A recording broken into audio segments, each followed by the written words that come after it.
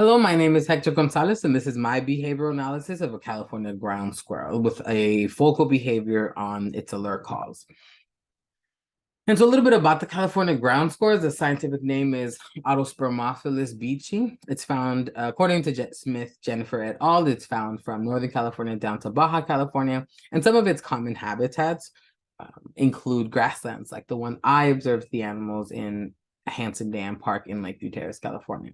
And so this is an alert call of a California ground squirrel due to a domestic dog. This is an honest form of communication. There is a threat, and it's communicating that to the rest of the members in its group. And so we'll hear a high-pitched squeak or a chirp. It flattens its body to appear to camouflage into the grass. It'll pop back up onto its hind legs to see if the threat is still there. Because the threat is still there, it does leave and enter its burrow but continues to chirp the entire time.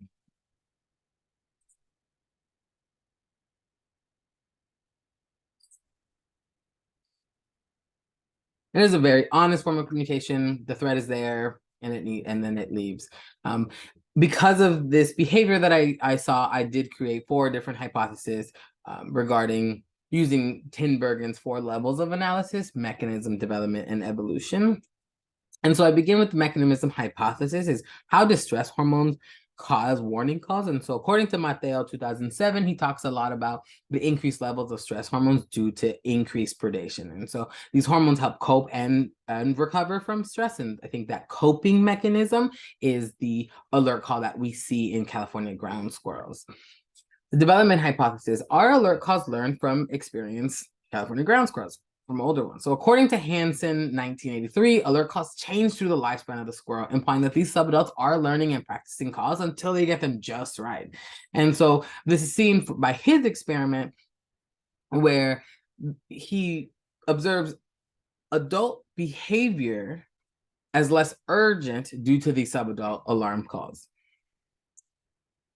My evolution hypothesis: how does a habitat play a role in different types of alert calls? And so we know that many animals have different alert calls, and so but they all sound very different, but they can also sound very similar. And so what I'm looking at compared to animals, similar rodents of California ground squirrel rodents, we're looking at Garcia Navas. So he mentions that Garcia Navas, 2016, mentions that the acoustic adaptation hypothesis suggests that the way animal makes sounds is influenced by their habitat. And so this helps their calls travel better and stay more clear. And so we see this in meerkats, where they're high-pitched, very high-pitched call. And so the California ground squirrel has also a very high-pitched call. And so my function hypothesis: why do alert calls need to bring awareness to a potential threat? We know that we saw the ground squirrel in our video bring awareness to the members in the group because of the domestic dogs. And so ambushing, according to Hassan, 1991, ambushing is a common form of predation in California ground squirrels. And so alert calls can actually cause an error on the part of the predator, essentially lowering predation within the animals. It also brings awareness to other group members in order to run away, but this moment of bringing error to the predator is such an important piece into the function of why these animals make these calls. Thank you very much. This is my presentation on the alert calls of California ground squirrels.